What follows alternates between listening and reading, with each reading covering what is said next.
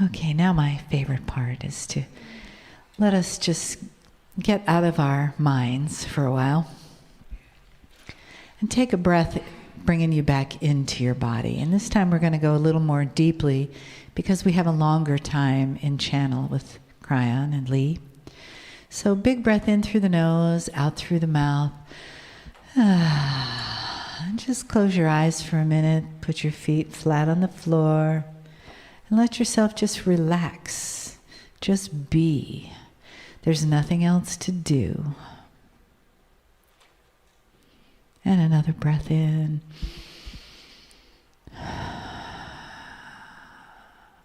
And come into that beautiful place between your brain hemispheres where you're not thinking and your feeling is just sort of suspended, and you can see through that beautiful spot of light in your forehead that is your third eye. Feel yourself on the chair, feet on the floor, body in the room. Breathing into your body, soft and open. Just allowing yourself to settle, to be receptive to what is next, to the love in the room, to the light that surrounds us, to the reason that we share for being part of this family of light that has been reconnected here today.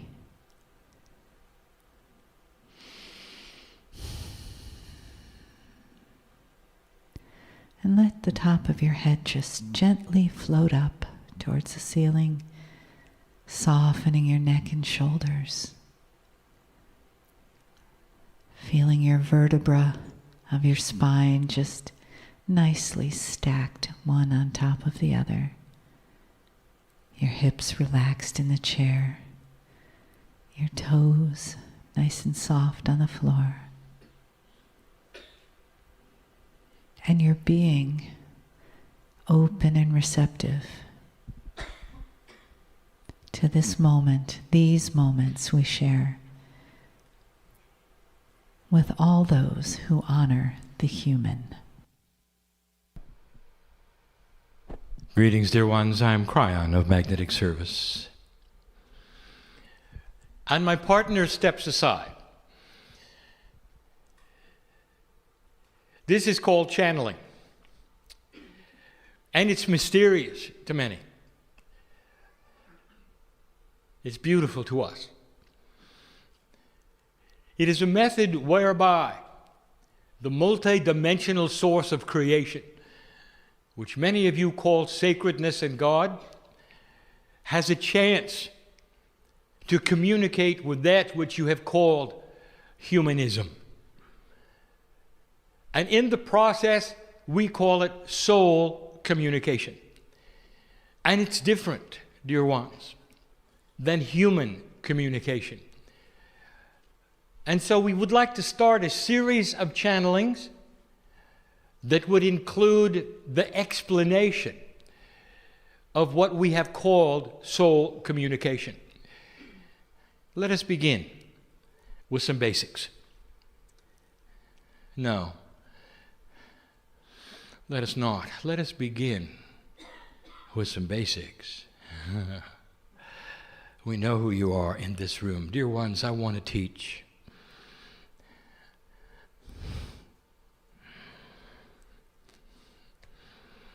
But not without first acknowledging the family. I want to teach you about you. Everything I'm going to do in this chair that my partner has allowed me to do, as he steps aside, he doesn't know what's coming. He's practiced this. He's practiced not knowing what's coming. He's practiced allowance without filters. I'm going to explain that eventually. And so I am open in this portal, which you call channeling, to allow for a third language to come flowing in that you can feel in an interdimensional way that is not with words and not linear. And some of you will. This particular channel is being published, and some of you are listening and reading. And this is open to you as well, for I know of the potential of your listening and reading. Odd as it may sound to you, this is part of the interdimensional potentials that God has as the central source. The potentials of your awakening itself, that you would pick it up and look at it. It's there. We see it as reality even before it happens. We got to start with the basics. Human consciousness is complex. There will come a day when scientists may consider human consciousness as a branch of physics, because it does not follow the patterns of linear physics, even the patterns of quantum physics, because it is what they would call biased in directions of personality, events, akash. It's complicated. So the rules would be very, very basic, but they're outside of that, which is three-dimensional physics as it is known today.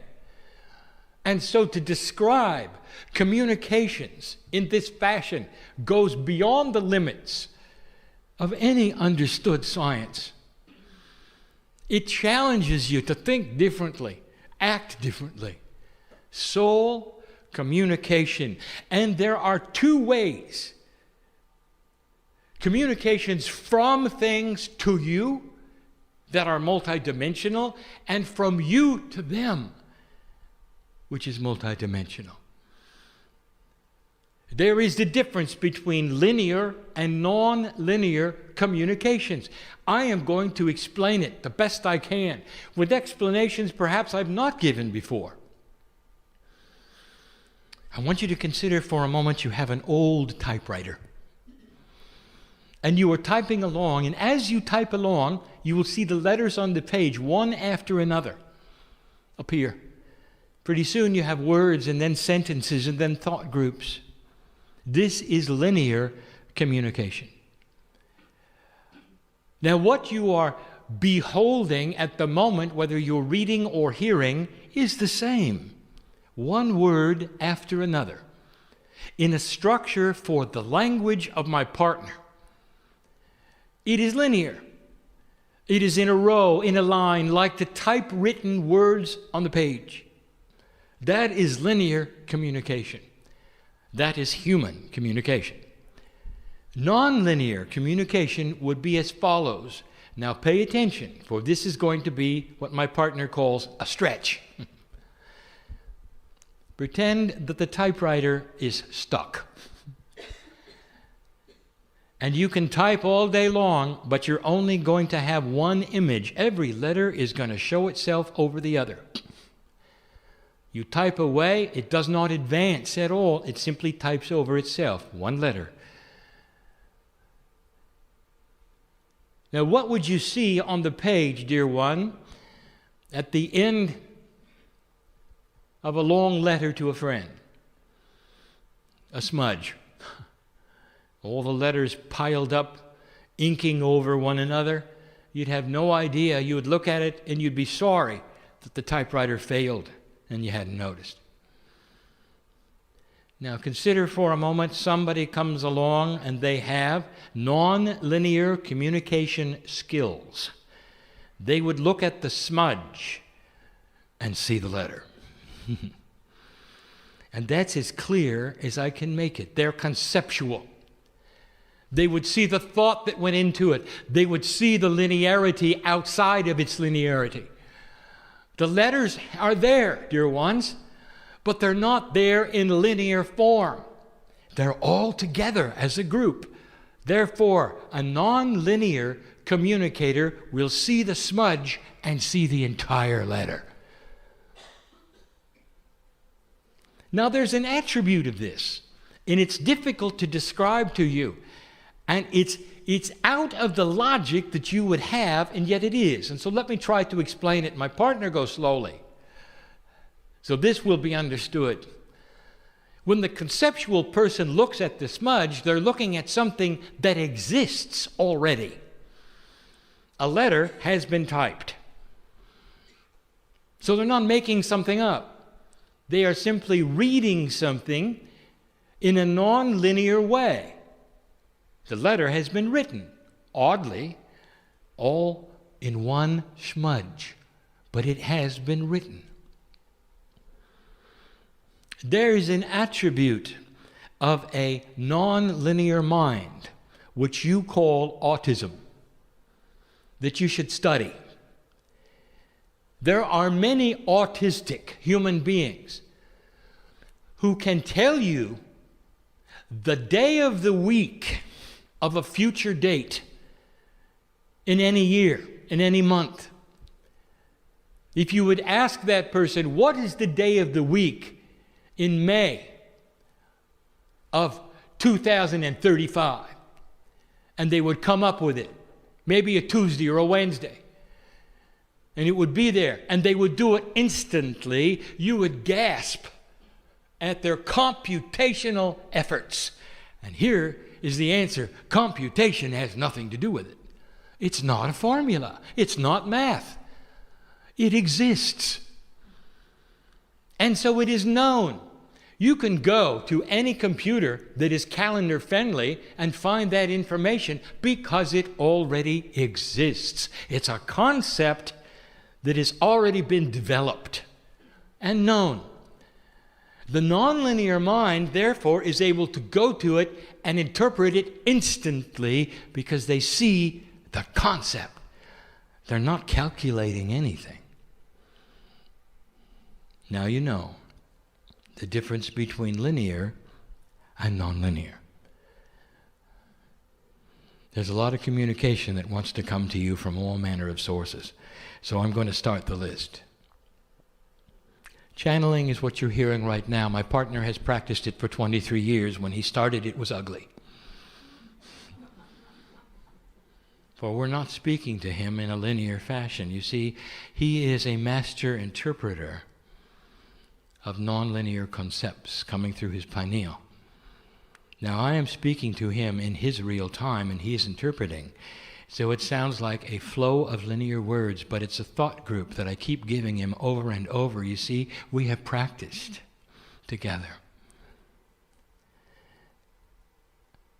We both had to adjust. When we started, I gave him the concept like the letter in one smudge, like that. And then he had to remember what it said and give you the channeling, and he wasn't very good at it. And then we realized that if we kept giving him the smudge over and over, that he could interpret it in a linear fashion. And so we repeat the concepts. By the way, I just gave you the secret to graduate intuitive thought. Ask for Spirit to repeat the intuitive thought. Now, my partner didn't even teach that today, and I had to come along with the obvious. Repeat it. That should be your request to Spirit when you don't understand what it is. Repeat it. And have that intuitive thought then repeated so that you could grasp it and see it for it is beauty and its clarity. And we will. We want to meet you in between the linear and non-linear veil. Do you realize this is why Spirit has talked to humanity in quatrains and in metaphors forever? That's all we have.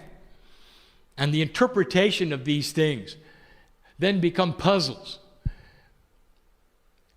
People reading Scripture, why can't you talk normally, Spirit? Because we are not linear. The channeling is not linear, but it sounds like it is because we continue to repeat the smudge. And even this channeling, all of it, as long as it is on the clock for you to see, as long as it takes, is all being given at the same time to my partner over and over, so he can see it. And so we begin. What is this channeling? It is the pineal opening up and giving my partner these communications and allowing him to interpret him through his experience, interpreting them and giving them to you. It is a form of communication that is open to all humanity, and you don't have to call it channeling. You can call it whatever you want to, and every single human being is open to learning it. Not necessarily for others. How about just for yourself? Some call it automatic writing. This is a communication portal that opens through the pineal for you, and it is not from the brain. And we've said this before.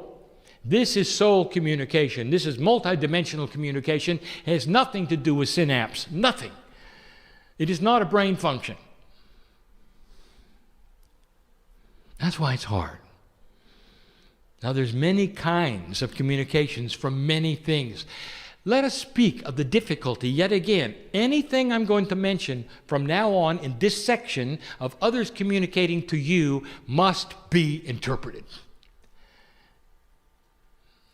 What else is there? There are many things. So I'm giving my partner a list, and he can choose what he wants to talk about in the time that he has. Personal. Let's talk about personal. How can you hear what spirit or any other multidimensional source has for you when it doesn't come in a linear fashion? And my partner gave it today, and the answer is through practice of recognizing intuitive thought.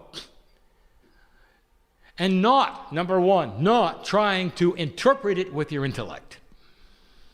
Do not let the synapse of your brain get in the way of God. Do I have to say that again? You will learn to put it aside. What is it that my partner had to learn as the engineer in order to channel? To get out of the way. To stop analyzing. If it's him, is he making it up? Is it from his brain? Or is it bigger than that?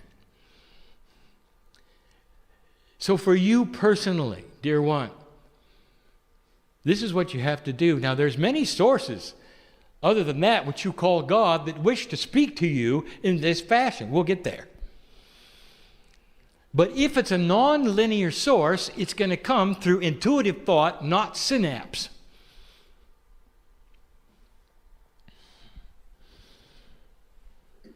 Where do we go next with this?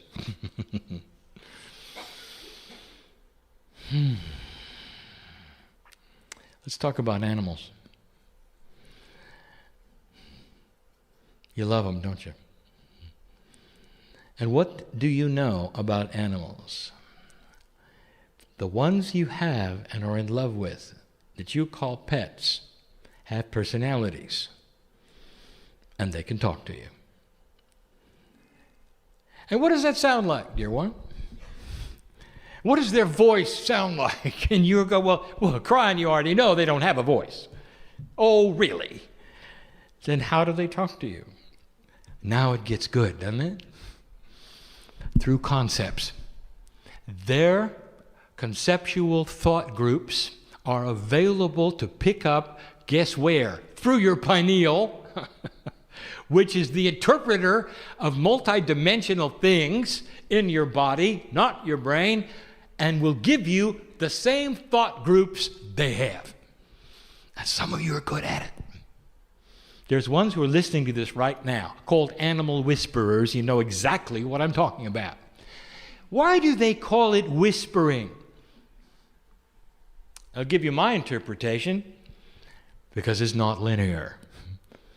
Because it whispers to your mind through the pineal and comes in the thought group very softly, all at once, like a smudge. You know what the dog is thinking. You know what the cat is thinking.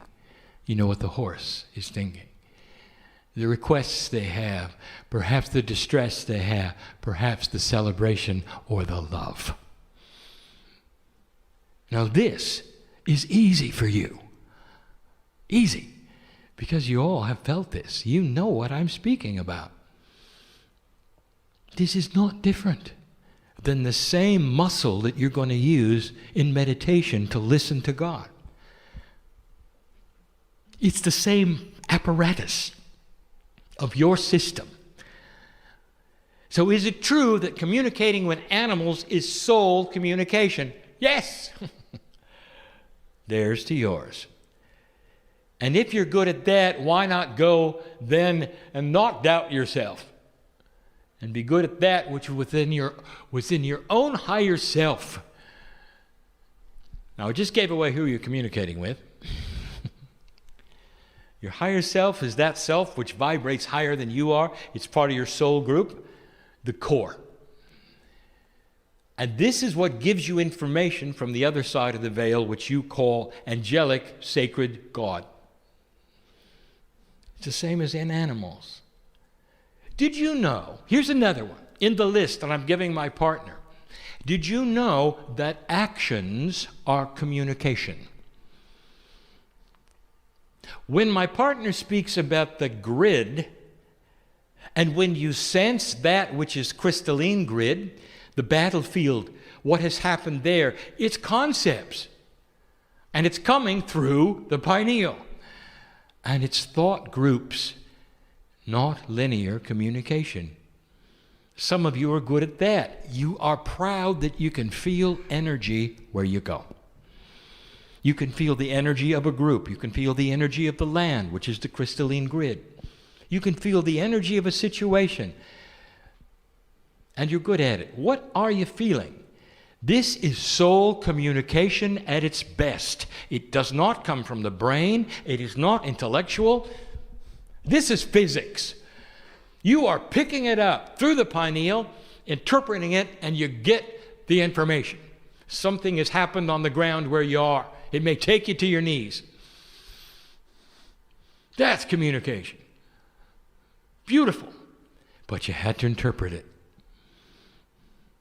Why is it that the communication which is so personal to you is the hardest to interpret? You with you. This is what the teaching is today, trying to open that up. There are many other kinds of communication. What about those other things and what I'll call universal communication? When you walk into the forest and the trees talk to you, what's their voice sound like? Am I getting through to you? You are able to hear these things in your own way. They are not synaptical. It's another kind of physics. It's soul communication, and they're talking right to that part of your consciousness, your Merkaba, your quantum field that makes sense to you because it's conceptual. Are the trees in trouble? Are they crying? Are they celebrating? And there are those of you who are hearing my voice and in this room who know the answers to all of those. Kryon, is it true that in the forest there are what you would call divas? Here's my answer. Are you kidding? Of course. Of course. What are they? They are multidimensional aspects of Gaia. I love it. When human beings cannot get that, they want to dress them up and put outfits on them, make them little, call them different things. Give them voices, put them in movies. They're beautiful, and you know they are. And they're everywhere. Go into the forest. They'll talk to you. Sit down in the grass and let them land on you. Now that's linear. I want you to picture that, and they will. They're not landing anywhere. They just are. They're part of the soup that is Gaia, that is Mother Nature, the personality of the love of the planet for humanity as it walks into it. It's a celebration of your life. You're not going to get bad things from a diva. You're not going to get bad information from hugging a tree. You know that, don't you? What does that tell you about how Gaia feels about you? That's just a few of the things. when it comes to the subject of communications to you. Let's talk about the other one, and then we'll close it off. And we'll continue tomorrow. Now, my partner, it's important that you record all of these things and present them so that those who are not here tomorrow can hear the rest of the story. That is your challenge. What about you communicating the other direction? Now, you have got linear communication. That's all you've got. You do not have necessarily the tools for multidimensional communication. Now, you can develop them, and many of you have, but in general, you've got linear communication. So what about you with spirit? Well, let me tell you the truth. Dear ones, we don't have any trouble understanding you because we are the master interpreters. We know exactly what you're saying. And it doesn't matter whether you're thinking it or whether you're saying it or you're just thinking about thinking it or saying it. We know. Because we're with you all the time. The higher self, which vibrates above the corporeal self, knows the psyche of your mind. And when you sit to meditate, we know what you're going to do before you do it because the potentials are there. You're already thinking about it before you do it. I'll give you some rules. Stop giving us laundry lists of what you want. We know what you want. Sit and say to us, Dear Spirit, tell me what it is you want me to know. Because we're already on board with everything in your life. Do I have to say that again? We're already on board with everything in your life. Come to us and let us talk to you. Just let us talk. And try to interpret the thought groups that come first without analyzing. Get used to this. But as far as you talking to us, it doesn't matter how you do it. Now, there will be those that say, well, there has to be wrong ways to do it. No, there aren't. No, there aren't. Well, Kryon, what do you think about religious groups who have to face a certain direction or have a prayer rug or wear something special? And what I say to you is, let them do that. It honors God. In their culture, it honors God. Is there anything better than that to prepare them to talk to us? The same love goes into their communications as yours. The cultural differences between you do not compute to the other side of the veil, for we see a human as the human, the corporeal piece of God that you are. It doesn't matter what you're wearing or what you're sitting on. Is that clear? There is no wrong way to speak to creative source.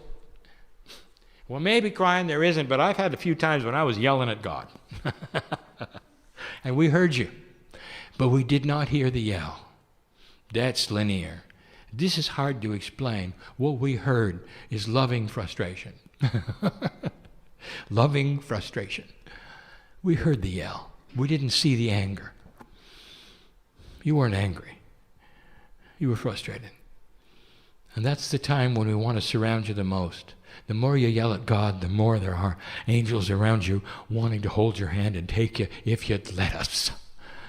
Next time you decide to yell at God, would you also open your heart and let us hold you for a while? Is that okay? In the moment of greatest frustration that you have, where you have no answers at all and you can't figure it out, can you just be held? Is that all right? Because we're here for that. Old soul, you got to get used to this communication. This is so available. Actions are a language. How you behave talks to the crystalline grid, talks to the Gaia grid. What you think talks to the magnetic grid, which we have called the seat of human consciousness. Without you saying a thing, that's another way of communicating to everything around you. What you say out of your mouth in linear fashion, the cells of your body hear. How many self-help gurus have had to tell you that you're going to bring to you what you say? Why is it that hypochondriacs bring to themselves the very diseases that they fear the most and talk about. Because the body hears them and gives them what they ask for. The body is listening. The grids are listening. Even the human beings around you are listening. Do you spin in drama? Here we are again. Is this attractive to other human beings? Have you ever thought about that? What do you want to show somebody about your belief system? That you're out of balance? And that they ought to do what you do? Think about it. How are you presenting mastery to humanity, old soul? What have you learned through all of the ages that you brought to the party today? And is it spinning? Or is it love? Well, Kryon, that's easier said than done. How do you stop spinning? I just told you. If you'll open your heart and allow these things to communicate, it's going to start a peaceful countenance with you. This is called awakening to spirit. Getting out of the old habits and the old fears. And starting to claim the part of the old soul which is you, available to you and to humanity, for those around you.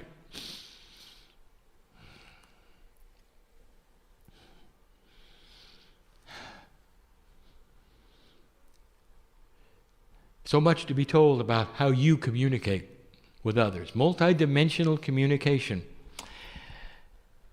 Those of you who are good at speaking to the animals, not listening, but speaking to them, have developed thought group communication. You're already on board. For the best kind of soul communication there is, you're starting to think out of the box. You're looking into the animal's eyes and you're giving them pictures, aren't you? And they're getting it, aren't they? It ought to tell you, this can work. Humans can develop multidimensional attributes and characteristics that are entirely consciousness-driven, sent through the pineal to anywhere you want. There are helpers around you, we've told you. Do I have to list them? Entities, groups, all around you that are not from here. Not just the Pleiadians, Arcturians, Orions, Hathors, from Sirius, endless. And you know what they have in common? Non-linear thought. And you can communicate with them the same way you do with animals.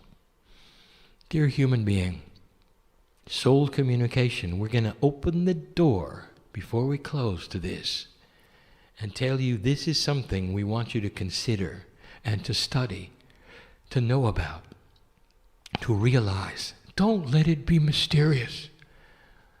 I've just given you the attributes of to and from, or from and to. In the next section, I'll continue with another subject. What is it that blocks it? What are filters? What can you do to enhance it? Soul communication is part of what the old soul must get into and learn. And the answer of what it's going to create is balance on the planet and peace on earth. It begins here. It begins with understanding, demystifying. There is structure in these things. There is a benevolent system in these things. There is common sense in these things. We invite you to find it, for it will create spiritual evolution on this planet, led by the very ones who are reading and listening to this voice. Family, that's the lesson for today. It's beautiful, isn't it? All we want to do is communicate. And it's time to get on with it. Explaining how it works the suggestions of how to make it better, even the very thing you hear now, which is channeling, demystifying what some have called spooky, unnatural, weird, just because it isn't linear. We'll stand by for lots of things that aren't linear. And the one that is the greatest of all is love. I can't explain it, can you? Emulate it.